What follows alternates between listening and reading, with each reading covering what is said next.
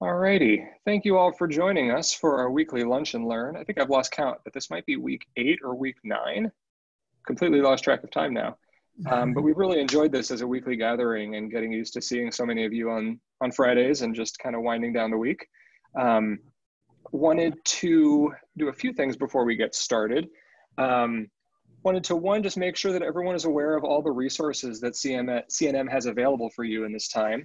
I think if you're on this call, you're aware of a lot of them, but we are having free 15-minute open office hours appointments with our consultants, and you can schedule that at any time that you like on our COVID page, which is cnmsocal.org/COVID-19.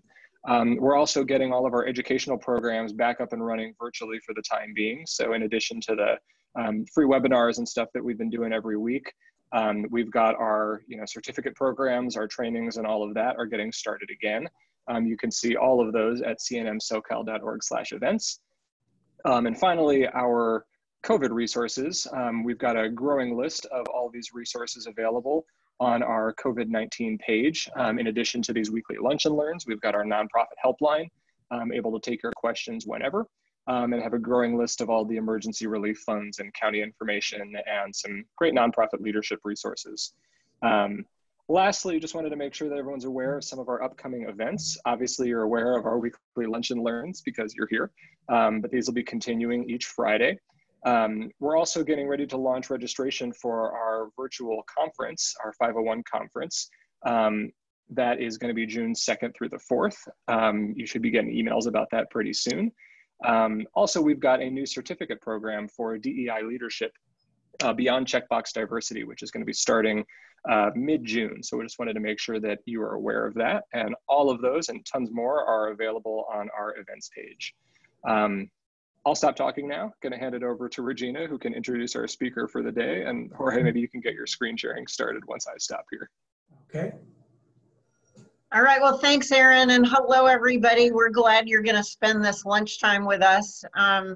As Aaron just described, we're here to help, and we know that, May is Mental Health Awareness Month, and with the thousands of people that we've been talking to over the last 7 weeks, we know it's a combination of anxiety, depression, anger, frustration, and all of you are supposed to be leading teams and keeping calm and carrying on. So we thought that it's the perfect time to partner with the County Department of Mental Health, and really happy to have Jorge here to talk a little bit about trauma and talk a little bit about tools to get through. So thank you so much, Jorge. And Aaron is going to be watching the chat room to make sure that we make this session valuable to your particular needs. So please feel free to communicate, and we'll do our best to make this a useful session for you. So Jorge, thank you for being available today, and I'll turn it over to you.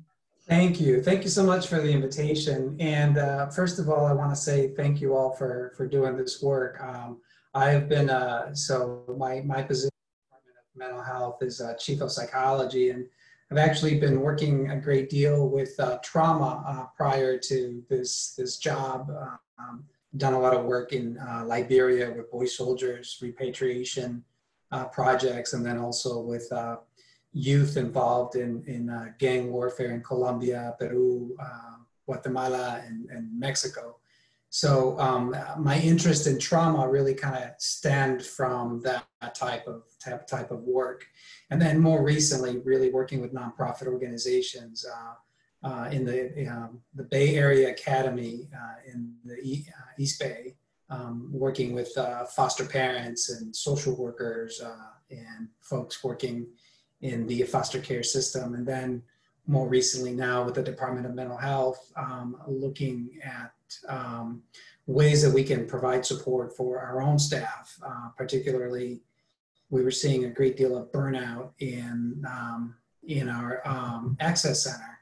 And so I developed this training as a means of really kind of helping the healer heal themselves.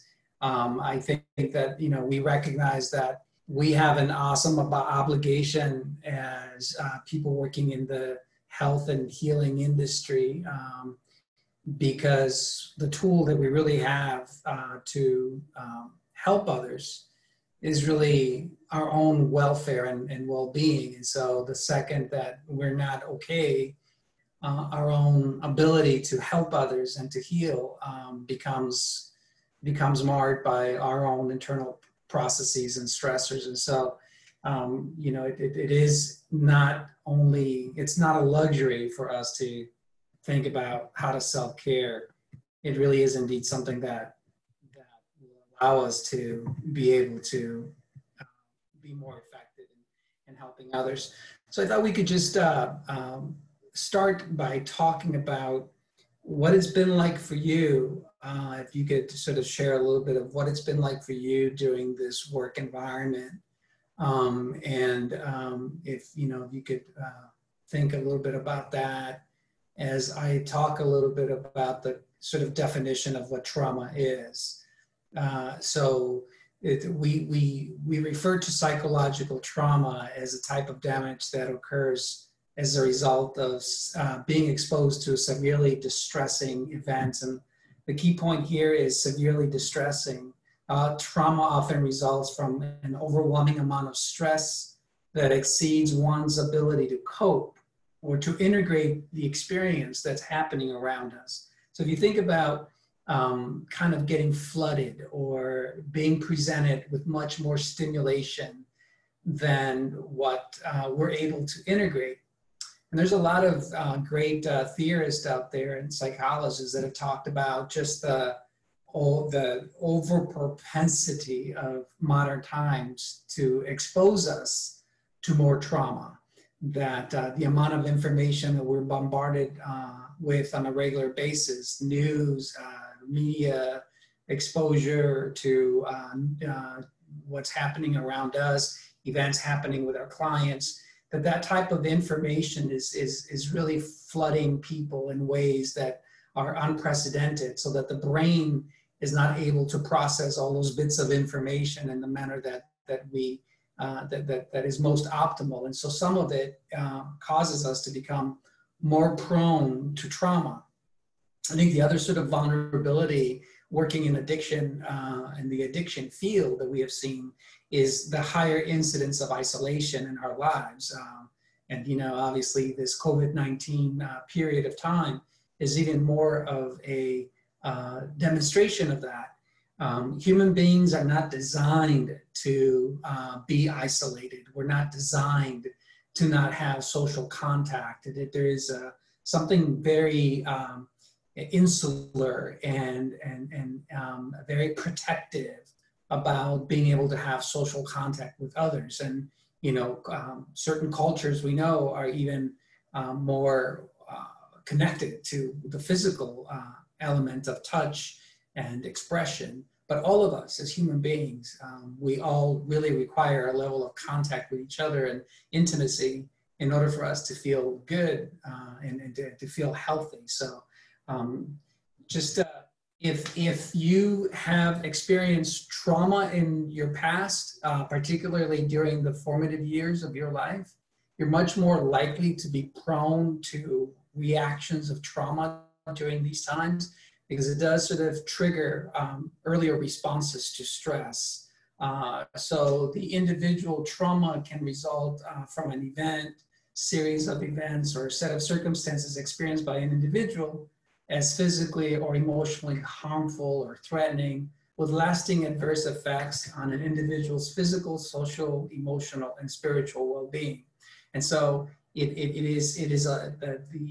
individual trauma is experienced as an injury to the self. There is this sense of becoming emotionally overwhelmed with what's happening, and it can trigger, as I mentioned before, it can trigger earlier responses to undue stress in our lives.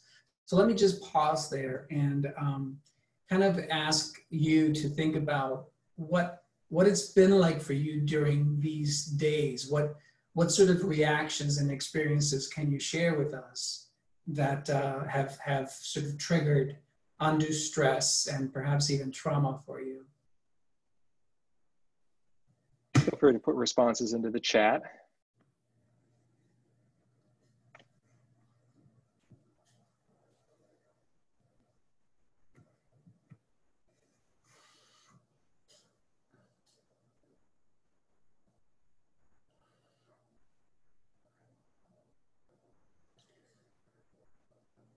Can you repeat the question? Yeah, so during these times, during this period of quarantine, what experiences have you had that trigger an undue stress reaction or traumatic reaction? What is, when you think about, you know, undue stress and trauma related to this period of time, what experiences come up for you? Getting some responses now saying, you know, senses are very alert, loss of time. Yes. I've had to figure out ways to keep staff employed. Snowball effect as the pressure keeps building and building. Loss of sleep. Grocery shopping. Very common. Mm-hmm. What else, Aaron, did you say? Grocery shopping was the last one there. Grocery shopping, yes. Yes. So all of us are having physiological responses. I know when I first heard that we were not going to be going into work, into the physical building itself, I began to realize just how serious this was, and began to feel almost a certain paranoia about washing my hands and reading as much as I could about how to, you know, protect yourself, taking my shoes off, you know, changing clothes every time I went out. It just these kind of very reactive responses in and of themselves begin to trigger fear and terror and a sense of self-preservation in the body. I think, you know, also hearing about the symptoms as they keep changing and they keep evolving, we think about, you know, because the symptoms were originally so similar to a common cold or a common flu, every time we have a little bit of trouble breathing or every time that we sneeze, it starts to trigger a traumatic response. I think certainly for people that have children and care for the elderly or care for others at home, this notion of protecting itself can become also a traumatic response. So I want us to think a little bit just about, you know, going back to some of our initial psych courses to recall that the brain really develops in stages, and that for most adults, the brain doesn't really finish maturing until our late 20s, and some people would say even early 30s. And so during that time, we're not, as human beings, we're not as conscious, we're not as aware of patterns of thought and behavior that are getting integrated. And so it's the perfect example is post-traumatic stress disorder. And we don't always know what triggers are in play until we get those triggers to be activated by some trauma in the present that has a similar tone or feel to an unresolved traumatic experience in our past that we may not even have any memory of. And so this is also sort of part of the reaction of trauma for an individual, is when you recognize that you're having a reaction that is not always explained by the events that are happening in the here and now, because it seems disproportionate. An example of that is when we have soldiers coming back from war and they're taking a shower, and then all of a sudden a loud noise or a memory, a flash of memory can trigger a traumatic response. And we really can't tell why that is, because we look around ourselves, we feel that, you know, there's no danger. But what ends up happening is that there's something in the brain, particularly when it feels that we're out of danger or we're out of the immediate threat, that begins to trigger the processing, the need to process information.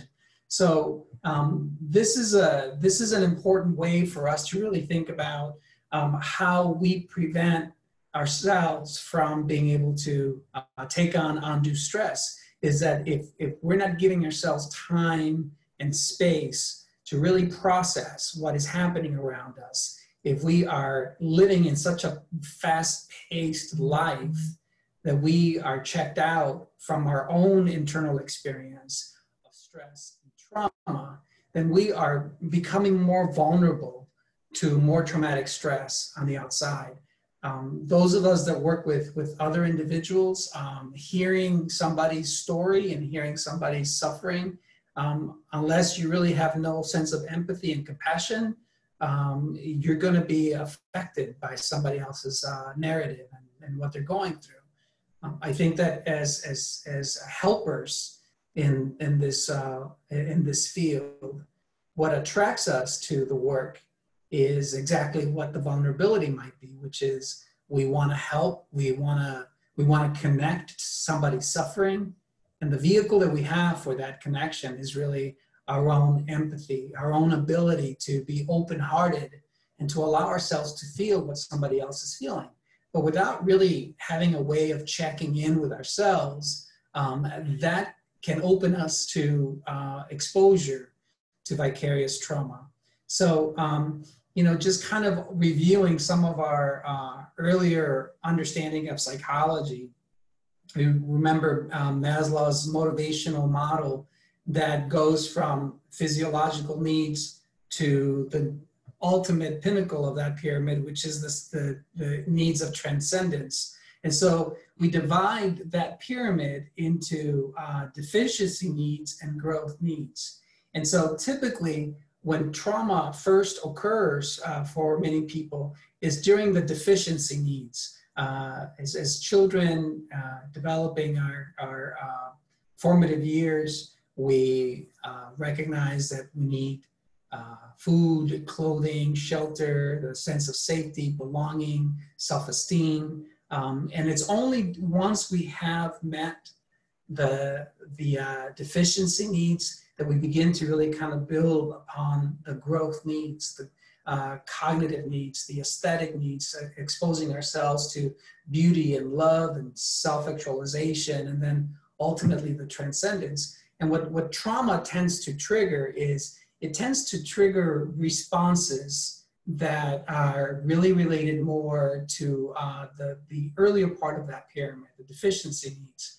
And we feel that something is threatening our very sense of safety, our very sense of continued existence, that sense of really feeling that we have control over our lives and that we're okay. So the traumatic responses that we sometimes trigger become very primitive.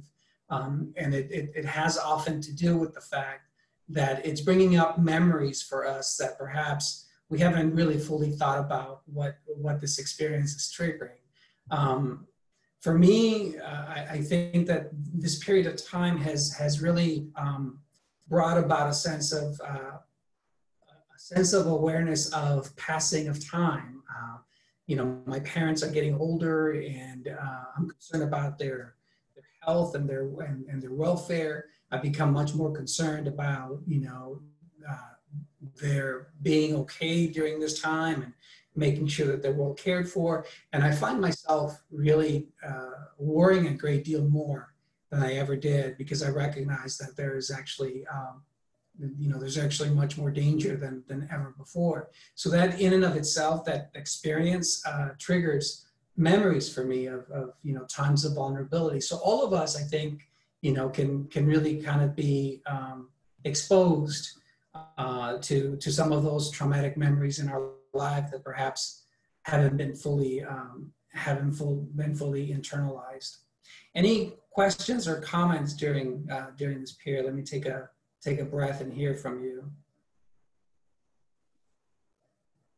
Feel free to add questions in the chat.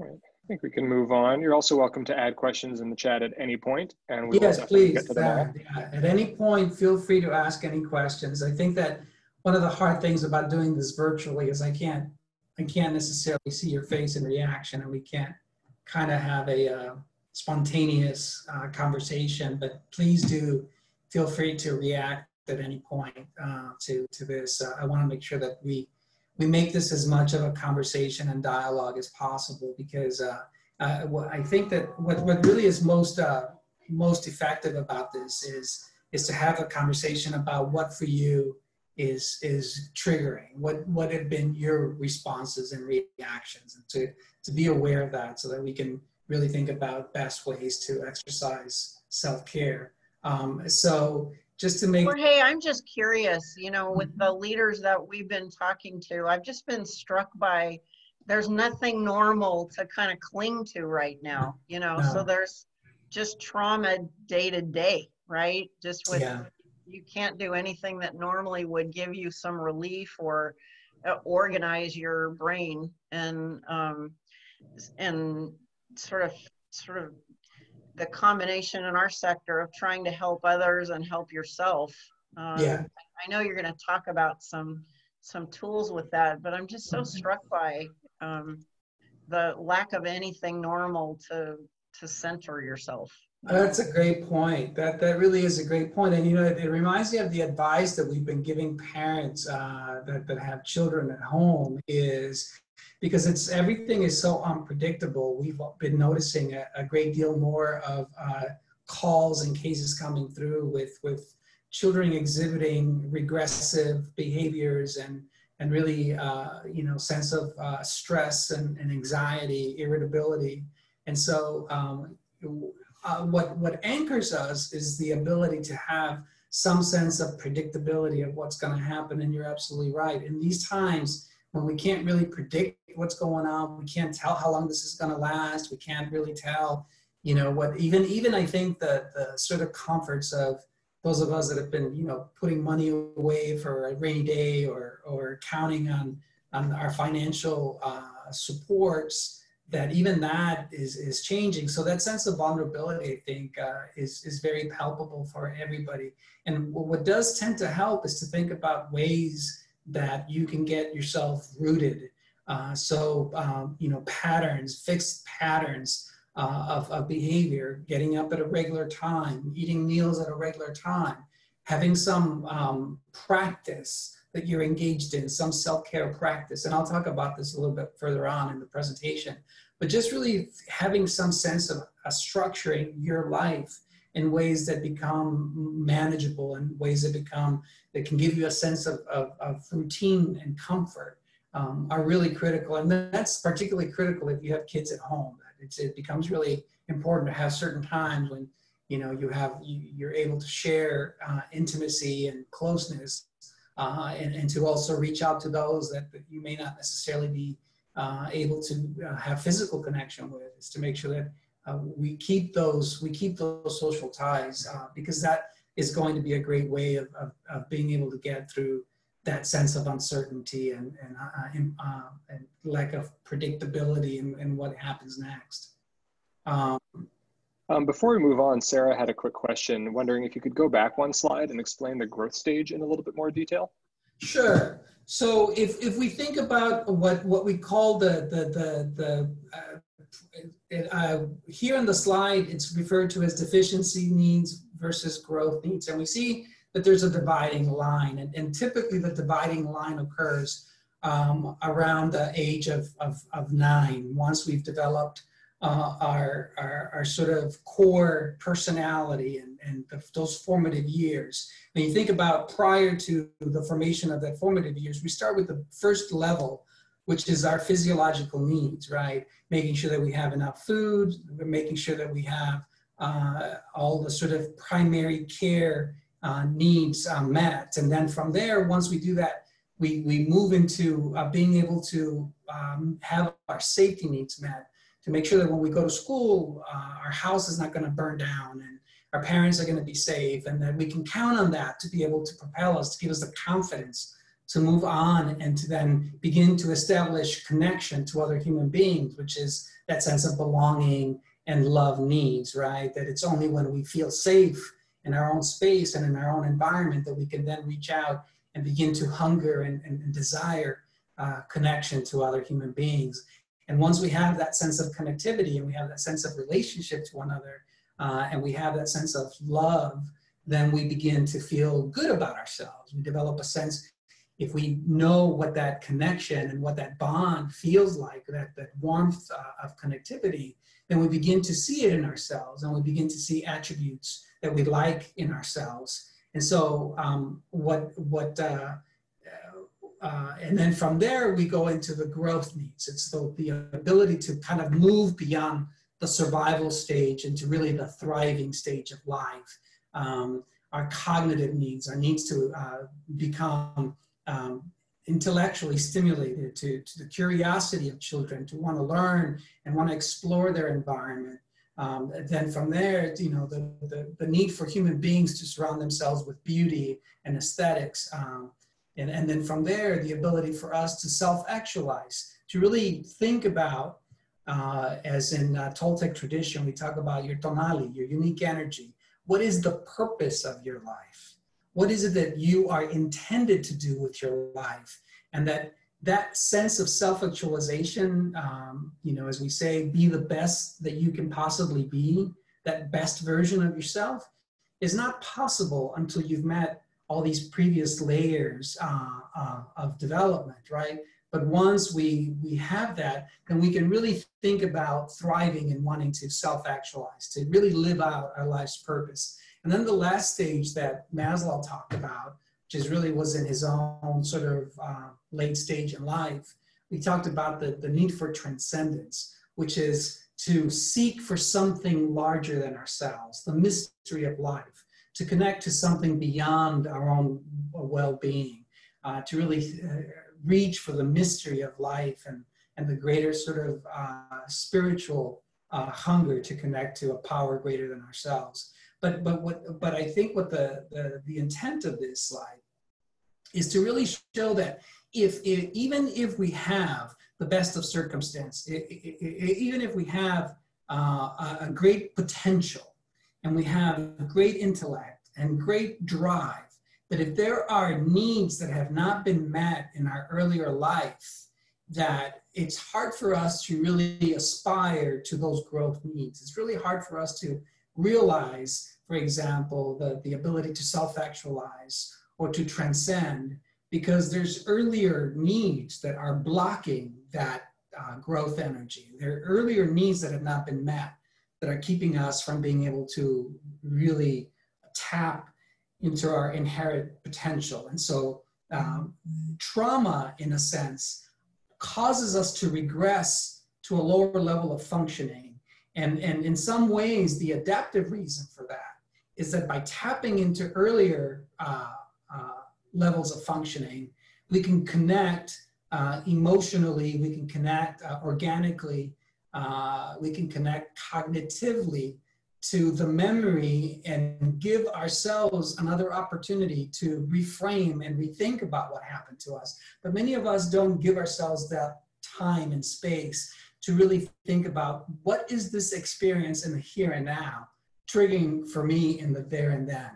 And so what ends up happening is that we regress, like children do.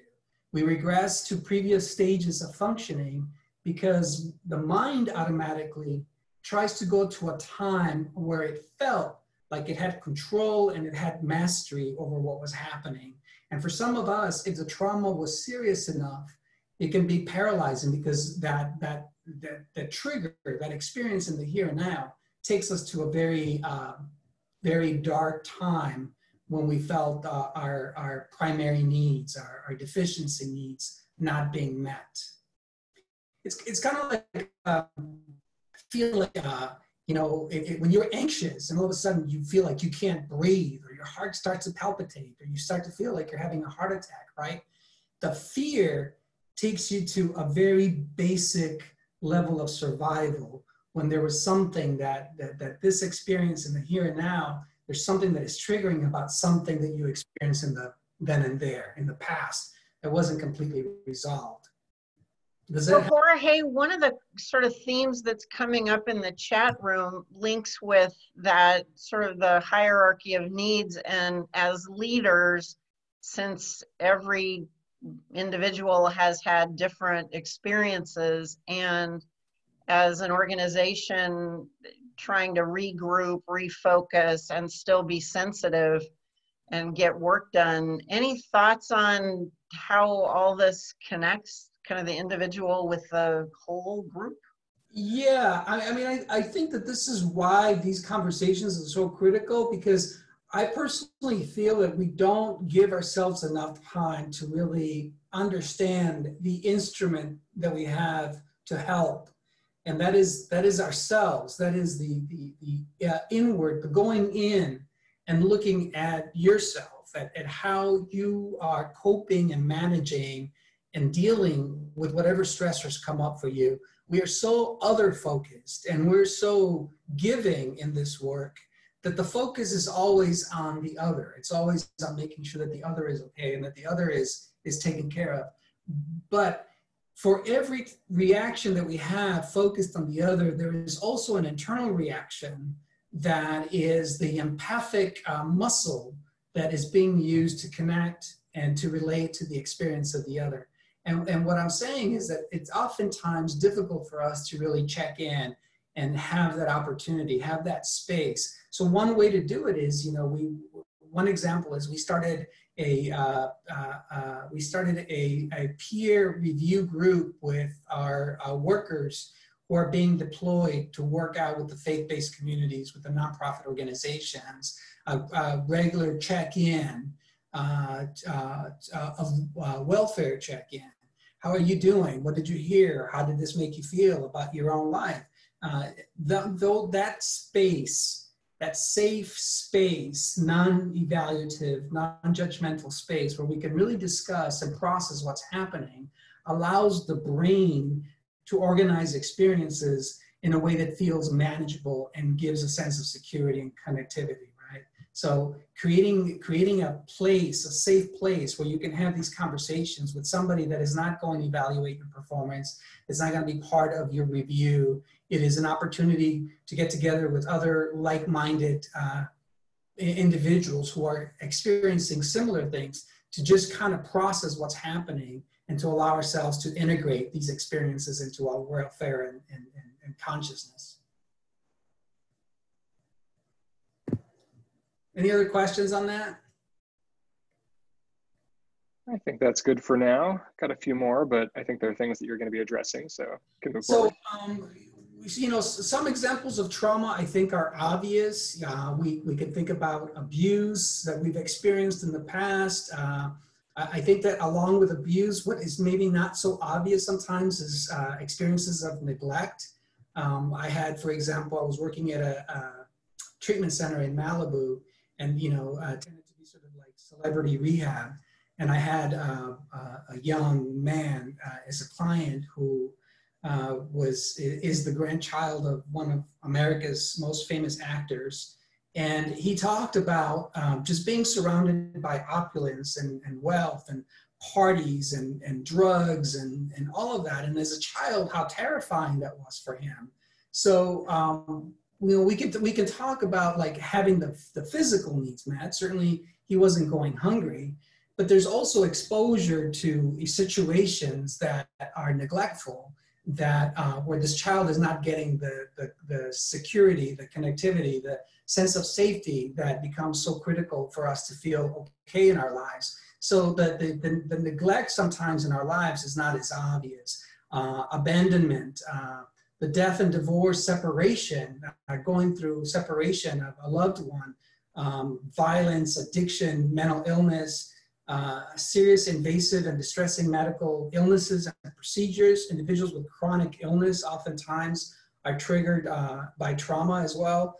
And then there's also like kind of like the long-standing trauma, like what we call the collective trauma, which is related to immigration or racism, homophobia, gender-based violence. All of these are not always intuitively thought about as violence to our own welfare, but they are sort of responses to trauma as well.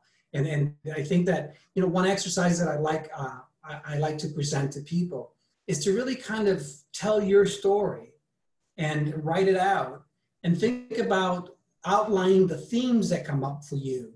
The themes as you write down your life and you begin to kind of go over certain themes at critical periods in your life and label what those themes are. You're going to find that life has a sort of cyclical, repetitive pattern, that some of those unresolved themes that you've outlined in your own storytelling, that there are ways in which those are manifested in the present. And so if we're paying attention, we have an opportunity to really check in and see how we can integrate those experiences. But again, many of us are not paying attention. We're we're not realizing what exactly is that's triggering us into a sense of trauma.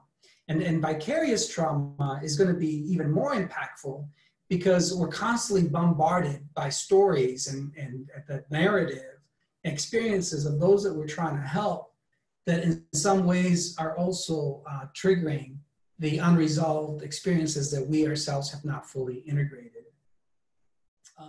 So some of the symptoms that we want to look out for, especially during these times, we talked about loss of sense of future and a sense of hopelessness. We don't have really a lot of control over what's happening. And so that in and of itself can trigger a traumatic response. A sense of shame and worthlessness, little or no memories. Sometimes we just, many of us just have kind of blocked out experiences of life. You should have like really kind of what we call crystal memories starting from the age of 3 onward. And I've talked to clients that will say, I can't remember, before I was like 11 or 12. So usually when we have memories that are blocked, there are indicators that we probably were exposed to trauma and that's the sort of brain's way of trying to protect us from accessing material that is too difficult. You want to watch out if you're having nightmares or flashbacks, if you're becoming more hypervigilant and mistrustful of others, panic attacks, generalized fear and anxiety, chronic pain, particularly headaches, backaches, stomach aches, substance abuse. We've seen a huge increase in people using alcohol and drugs during this time as a means of coping. Not only is that dangerous because of, possibility of addiction, but it also lowers your ability to fight disease and infection. So even though we're really seeing a great deal of increase in addiction and substance abuse, it is really critical to keep an eye out for that.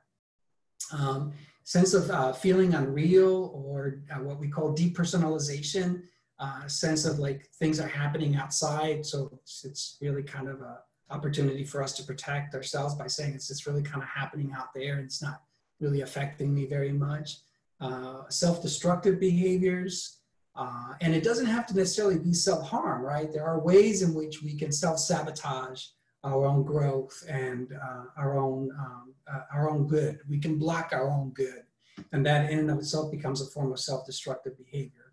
Loss of sense of self during this time. We're so focused on others and we're so focused on giving that it often becomes very difficult for us to really kind of get a sense of like, are you taking care of yourself? One experience that I've had is I've been working 12, 14-hour days because there's no break. I can't leave work at home in the office. I can't leave work at the office because I'm constantly surrounded by emails and calls. And so really finding ways of disconnecting from that and finding ways of taking care of ourselves and giving ourselves that ability to recharge our battery becomes really critical. We see higher incidence of depression, irritability, loss of interest, numbing, decreased concentration, insomnia, and emotional sense of feeling overwhelmed. So it's also important to pay attention to what's happening in your body.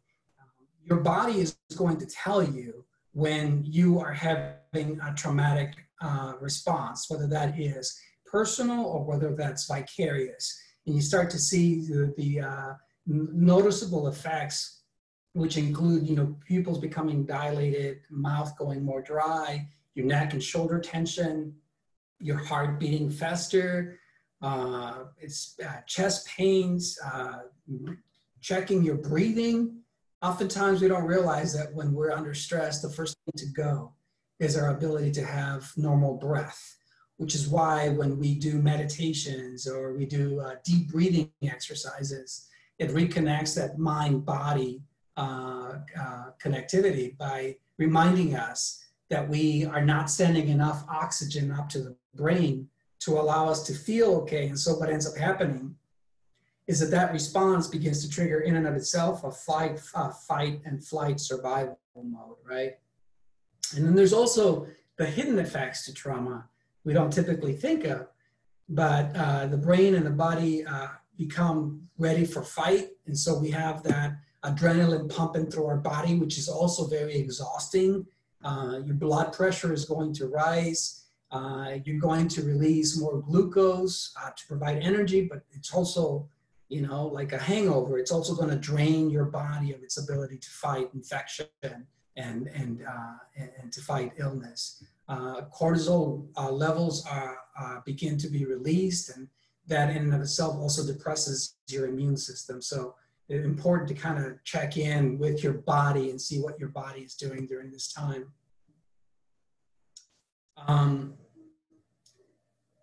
And so in this slide, we see sort of, it's kind of a table representation of the earlier slide with the brain, and that you see how our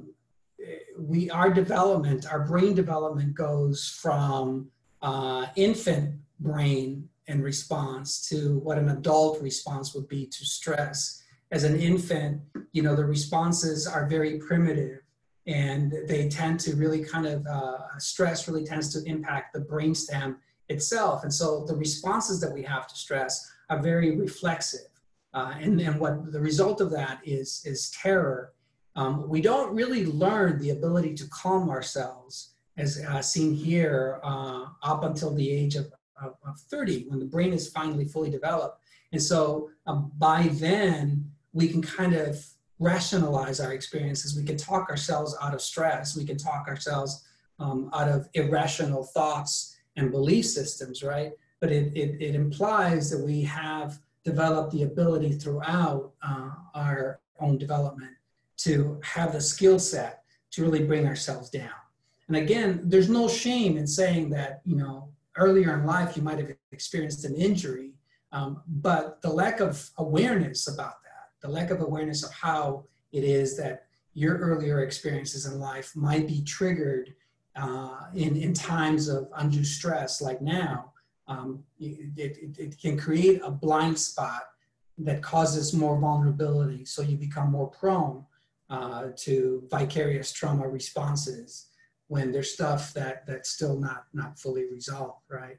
I remember when I was in my doctorate, it was mandated for us as doctorate candidates to get ourselves involved in therapy.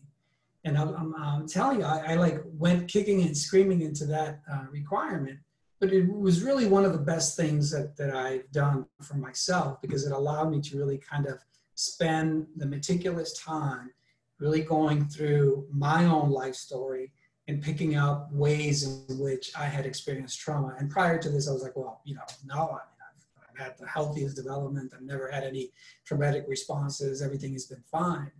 It's only when we really kind of do that deep analysis that we begin to find. So the more aware we are of what that pattern of life has been, what those patterns are that we're carrying in our lives, the more we armed with tools that can help us deflate a vicarious trauma response when we are experiencing it in the here and now.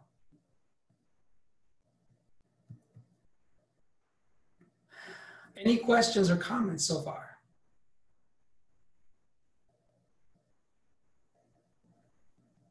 There are a couple that had popped up, but I think we should keep going and then maybe save some time at the end for Q&A. Don't want to take you too on course. Great.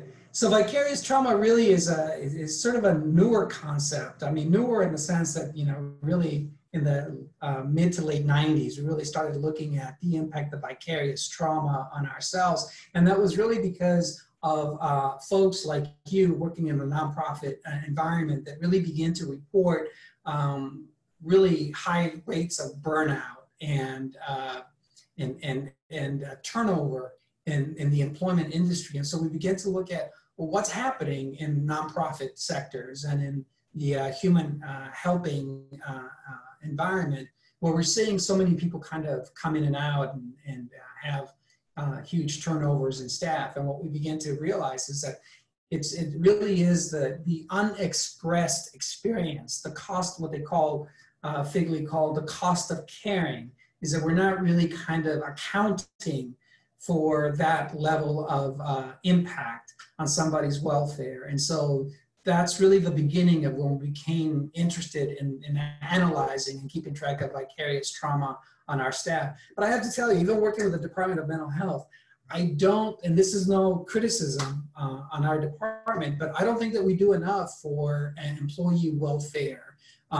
We do have an app that we've purchased for every resident in the county, which is Headspace, and I'll give you a link to that if you're interested. It's usually a $100 program that is given to residents of LA County for free. Has like some meditation exercises, deep breathing exercises.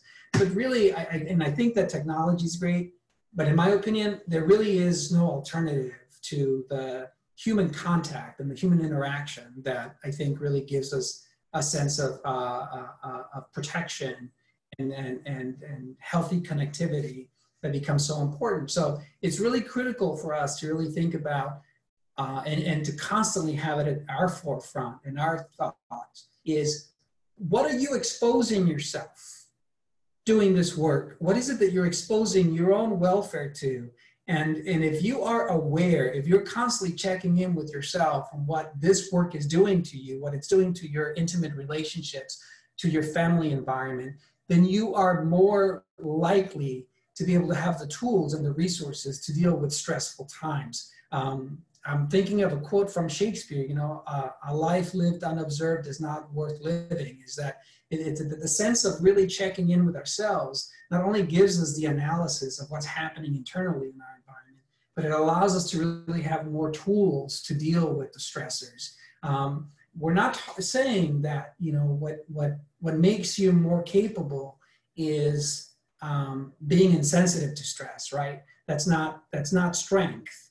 That in and of itself is blocking. It's the insight, it's the awareness, it's the ability to check in with your body, mind, body, and soul, and see what these experiences are doing to you. That ability to verbalize, to have the emotional intelligence to check in and say, this is what's happening to me, and to have the tools and resources to have permission to talk about what that is doing to you. That is critical. And it's most critical during these times. We have to talk about what's happening to us. So, you know, I always say that clinicians are the instrument and the source of healing. We don't, you know, a musician has his instrument. We have our own internal environment to deal with. That empathy becomes the bridge through which we connect to others. And we have this healing relationship because we allow ourselves to be borrowed. In essence, we allow our empathic caring for somebody else to be the bridge that person is going to need to have a normal, healthy connection to another human being. But if we're blocked ourselves, if we are carrying around pain and we're carrying around suffering that we haven't given ourselves permission to disclose and permission to resolve, then that bridge is tethered. That bridge is brokered, and we can't really help somebody else. Not only can we not help somebody else in the manner that we would want to, but the experience of hearing somebody else's trauma and suffering can trigger undue stress and response in us too, right? You think about somebody who is always complaining, always depressed in your life and is coming to you and talking about their constant dissatisfaction with life. What does that do to you? In any moment, what we begin to see is we begin to empathically connect, and we begin to vicariously experience the emotions, the pain, the suffering of that other. And at some point, it's just like, okay, I can't hear it anymore. This is too much, because it's really hitting too close to home. And so we begin to shut out the experience as a means of protecting ourselves, right? Taking inventory of your own personal life, as I mentioned before, being able to figure out the themes in your life that repeat, really critical during this time. Projective identification and countertransference is really being aware that there is no relationship that you're going to have that with a client or with a coworker or with somebody in this field. There's no relationship that is not going to trigger some response in you. There is a concept in Toltec wisdom called en la quech, which is my mirror self. And what this theory says is that basically every relationship that we have with one another is a mirror to ourselves. every relationship that we enter into, whether positive or negative, is a way for creators, a way for the universe to show us some aspect of ourselves. And so every relationship is going to cause you to have some sort of internal reaction and internal reflection on your own well-being. So it becomes really important to understand that and to think about what that does to you. Because also the projective identification, seeing yourself reflected in somebody, also has the opposite effect, right? Is that you can also have countertransference. Is there something in somebody else that can also make you to react? And so if we're not aware of that exchange of energy and that exchange of interplay, we're more vulnerable. And then obviously, you know, if that becomes the case, then we begin to avoid the environment, right? It's hard to avoid the environment when the bulk of the work is really about connecting. So you find yourself not wanting to go to work. You find yourself wondering if you're in the right field, if you're having any kind of impact, if this really matters. So all of that, you know, is a reaction. So the reason why the work that we do matters, again, is that it allows for another person to not only have a normative relationship, but it's the ability to establish trust, perhaps in a way that a person has never really had, opportunity to create a broken ability to bond with another human being. Behavioral thoughts and patterns can be altered to create healthier functioning. So all of that allows a person, again, to use the bridge of your relationship, to use the bridge of the connection that they have with you as a cure, as a means of really organizing and thinking that the patterns, the irrational patterns of thought and behavior that have been internalized as part of our personality can be checked by having a corrective experience, right? But you're lending yourself to that. And that's important to keep in mind, is you're lending yourself to that opportunity. And so if the person is very negative, we always talk about depression being infectious, right? If the person is very depressed or very negative, very critical, then it's also going to be important for you to be aware of what that is triggering for you. We also talked about, we did a research study that at the department focused on our access center employees. These are the folks that take phone calls. And so the question was, we were also having a great deal of turnover there and realizing that the telephone or telehealth is in no way more protective than person-to-person contact. And in fact, we found that there's actually more vulnerability when somebody is using telehealth or telephone to connect to another. And one of the reasons for that is that you don't sort of have you don't have the reads that you would when you're physically present with somebody, the body language, the ability to connect, the ability to read what somebody's thinking and to have that spontaneous conversation. So without that gone, there's a lot of gaps that we fill in. And the more gaps that we fill in because we don't have the data, we don't have the checks and balances to really figure out whether what we're thinking is true, the more that we fill in gaps, the more error there is. And so we start to really rely more on our beliefs. We start to rely more on our projections. We start to rely more on our perceptions. And that can be a great deal of stress because we're not always picking up the right social cues. We're not always picking up the right, the right cues to understand what's truly happening in the environment. And I think that there's also something about the anonymity of the interaction, is that nobody owes you anything. And when you're in a phone call, they can just hang up and there's no connection that's left. And so that lack of visual cues, that lack of commitment in a person-to-person relationship is not always there. And that in and of itself, we found, also raises a great deal more of stress. So the other topic that's related to vicarious trauma, which is an earlier term that you might have heard of, is what we call compassion fatigue. And it's also, it's the burnout that happens when people are in this field, and it tends to have more of a physical response than vicarious trauma. And so some signs and symptoms of compassion fatigue include continually feeling mentally and physically tired, having increased difficulty concentrating, poor sense of self-care. You start to, if you were working out on a regular basis, you start to not do that. You start to skip meals. You stop going to bed later, getting up earlier. You start to have an increase in more negative inner voices, pessimism, frequent inner complaining. You start to bottle up emotions more and feeling as though a person will pop or explode. Excessive self-blame, isolating from others, feeling of sadness and apathy, lack of changes in vision, future worldview. Does this really matter? Am I doing the right thing? Am I doing the right type of work? Feelings of helplessness, shock, confusion, isolation, and again, this disconnect that the symptoms are actually connected to something that is actually going on in the world, right? So that disconnection from cause. Continual failure to get relief.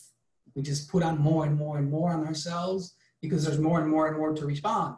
And so I think especially now, like with this environment, you know, we didn't have materials developed, we didn't have policies and procedures in place, we had to move to telehealth. All that is constantly causing us to not get the relief that we need because we're just putting more and more on ourselves. And then the reluctance to get help, the reluctance to really ask somebody for an intervention because we're afraid that if we ask for help, somebody might feel that, you know, we're not strong enough or we're not managing our work. And so we tend to just really not let anybody know that we're feeling vulnerable. So, so now let's move from like, what is it, to how do you know when you're getting triggered and what can you do to really take care of yourself. I think that knowing how and when you get triggered is really important, is that you again, in an environment where we are so outwardly focused and we're so focused on the other, it becomes really important for us to check within, go within, and really find our own peace and comfort. Find where is it and how is it that we ourselves get our batteries recharged? What do we do for ourselves that becomes a form of self-caring and self-nurturance? And so that is really, really critical. So all of the research that we've done into what you can do and what helps is really kind of broken down in this slide. So the first concept is to have something that you do on a regular basis. So, I got hung up on the word religio, which is the Latin word for religion. It's where religion comes from, but religio, back in the old days, what it was a practice, a daily practice, a discipline that a human being adopted to give themselves a sense of growth and to give themselves a sense of groundedness and rootedness. And so the ritual practice of yoga, the ritual practice of Tai Chi, the ritual practice of meditation in many cultures, that these ritualized practices allowed somebody to harness a sense of rootedness and connectivity. And many people would argue that during these modern times, we have lost the regular discipline, the regular practice. So it doesn't matter what it is, it almost doesn't matter what it is, but the notion that there is something that you do for your own self-growth and your own grounding becomes really critical. You know, some people go to the gym and they, talk about going to the gym at least 3 times a week. Other people have the regular practice of meditation in the morning, journaling, whatever it is that we do, having a consistent discipline that allows us to deepen the practice, that allows us to commit and go deeper into the practice, allows for that sense of connectivity and that sense of rootedness. I think the notion of self-care is still really foreign to us in American society. We see self-care sometimes as selfish or self-indulgent, and nothing can be further from the truth, especially for those of you in this profession, helping others. So we talk about the connection of the primary energy centers, connecting the bodies, and plural bodies, right? Connecting the physical body to the mental body, to the spiritual body, the sense of self-actualization. But that alignment of these bodies is really critical for our own regeneration, right? It's critical for our own ability to continue to feel empowered and to feel good in life. And just as Maslow talked about self-actualization and transcendence, Erik Erikson similarly talked about the last stage of human evolution and consciousness as being the difference between stagnation and generativity.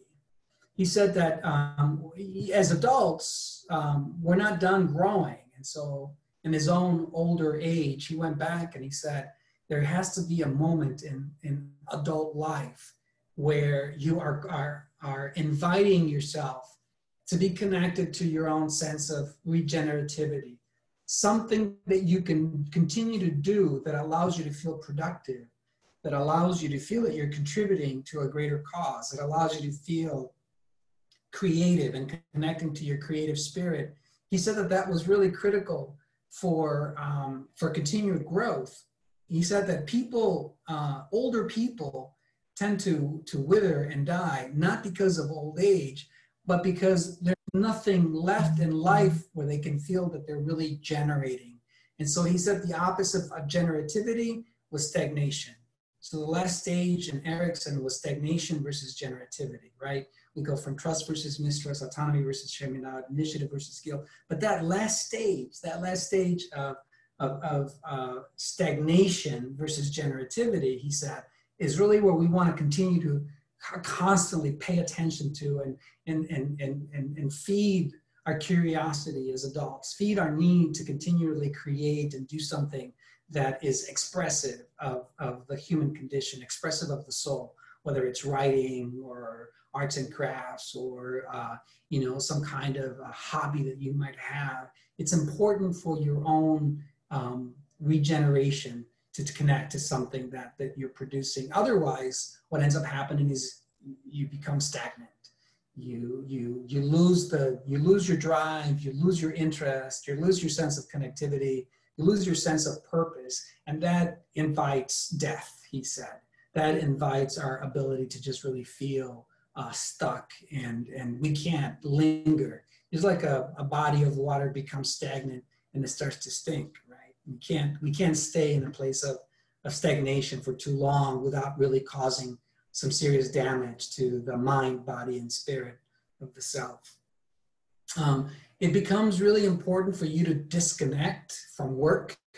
It's really, really difficult in a time when you're quarantined and you're in your inner space, you're in your house all the time.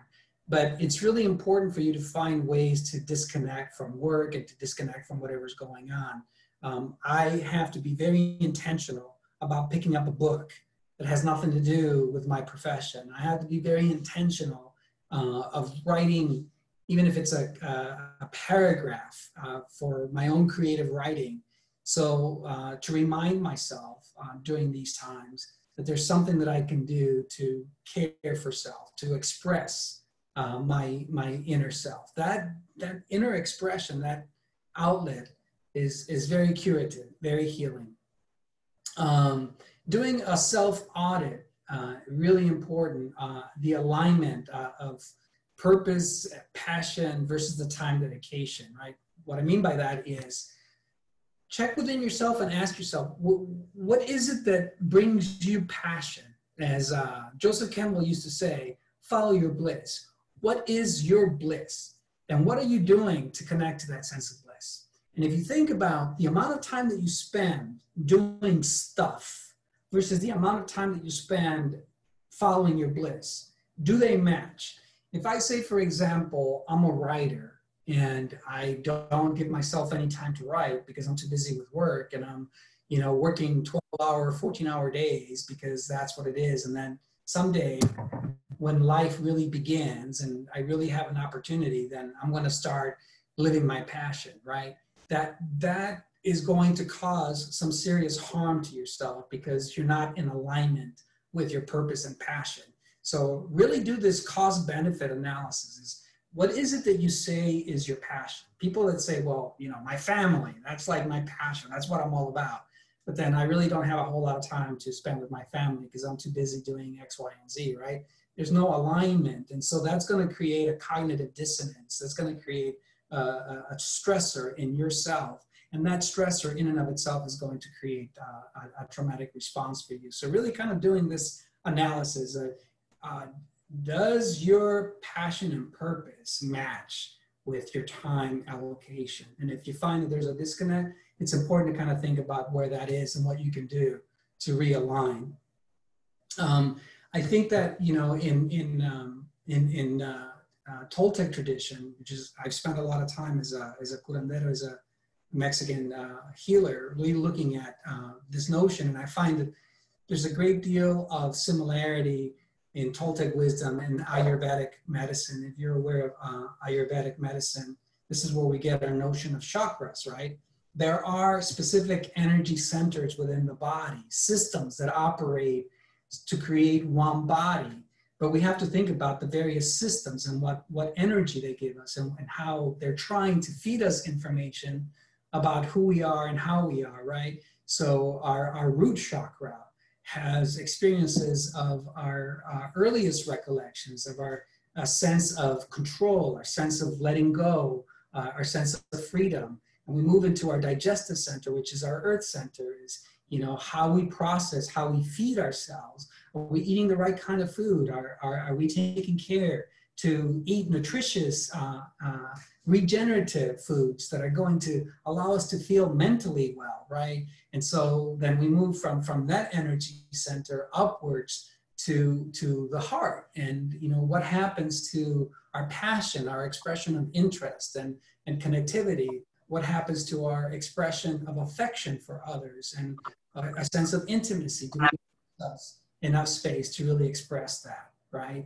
And then we move into the throat chakra, the ability to really talk about what's bothering us, the ability to really use our voice to empower ourselves, to be able to express what's really happening in our lives, to give ourselves voice, to have a sense of power about what's happening to us. And then ultimately, it's the crown chakra, which is our, as Maslow described, that transcendence need, that need for us to really connect to the deeper mysteries of life. And so these energy centers are always giving us information and trying to communicate with us about what we need to feel grounded and to feel that we are thriving. But if we're disconnected from that, and we don't have access to that information, right? We don't have access to that sense of rootedness and strength. And so we're disabled. We're disabled in our ability to really feel good.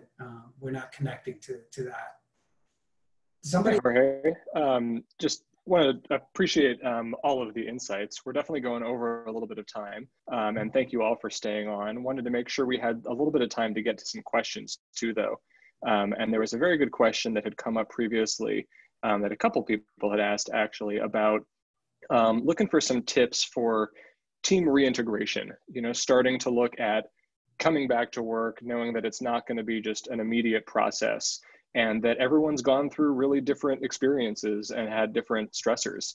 Would love if you could share some tips on, you know, what coming back is going to be like and some, you know, tools and tricks that people can use to reintegrate their team. Yes, great question. So I would suggest, you know, let's not try to hold on to returning to the old ways of doing things. Let's not try to hold on to a sense of returning to the way things were, because we're not really exactly sure when that might happen and if that ever might happen. So I think what becomes important for us is to allow ourselves to be in the here and now and to accept the new normal. And the way to really structure, I think, and to stay connected as a team is to really have structured times. I think that having a check-in on a regular basis becomes really critical, and giving people a sense of autonomy and empowerment about having a voice into how we move into a healing space. Now that we're moving into this recovery phase as a state, as a county, it becomes really important for us to have input into what that looks like for us and how we can contribute to the greater whole. So giving that regular space of checking in, giving a sense of participation in the formation of the healing process and the restorative process is really important. But I would caution us to not be so eager to jump into returning to the way things were, because it might be very difficult for people to do that. It's a lot healthier for us to really kind of recoup and think about where we are and how we can maximize the situation where we are right now to move forward. Absolutely. And I think that last part was a really important piece of feedback. Somebody had mentioned before, just, talking a little bit about getting back to where we were before the virus and good memories, and was curious about sort of that, backwards versus forwards. And, Right. We're not ever going to get back there. And is that unhealthy to try and get back to that place? It is unhealthy. It is unhealthy because,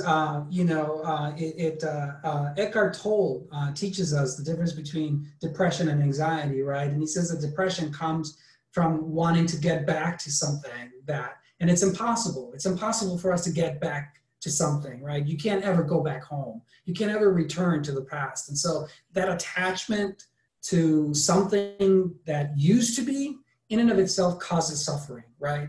You see that in couples. We try to get back to the way things were. We try to get back to what we had before. And that's that, because that in and of itself is an illusion, right? So you're connected to something that no longer is. And that in and of itself, that attachment can create suffering. So it's much better for us to really think about what is it that we have right now and how can we optimize the situation. Remember, crisis is always danger, but also opportunity, right? There are a lot of opportunities right now as we move into a new reality. And so being focused on what we can learn about the here and now, I think, is really much healthier. Regina, curious if you have any questions for Jorge while we're soliciting. I always have questions, but I know that we've taken up a lot of everyone's time. And, Jorge, I think you prompted a lot of thinking today and hopefully gave everybody permission to consider ways to take care of themselves. Absolutely. That the app is going to be useful, the Headspace app. It sounds like it's available to everyone now, so that's something to check out. And just really hope that you guys know that this presentation is available so you can share it with your team and spread the word, because that's what it's about. But really, thank you, Jorge, for giving us all time to think about this. My pleasure. Take care. If there's anything I can leave you with, is really take care of yourselves and regenerate your recuperative energies. You got to give yourself that opportunity. Otherwise, you are going to burn out. So please do take care of yourselves. It's a perfect message for a Friday afternoon that people can think about what they can do this weekend. It's going to be a beautiful weekend and Mother's Day. So absolutely. Things to think about. Thank you all so much. And Aaron, I think we'll sign off now. Sounds good. Regina, Aaron, thank you so much for doing this. And if anybody has any questions, feel free to email me. I'm happy to stay connected. Perfect. Sounds good. We'll share a recording and the slides and your information with everybody shortly. Thank you, Regina. Thank you, Aaron. Appreciate it. All right. Take care. Bye-bye. Thanks, everybody. Hey, Regina, can you talk? Regina, you still there? Oh, I sent her a chat. Aaron, have Regina give me a call. Will do. Thanks.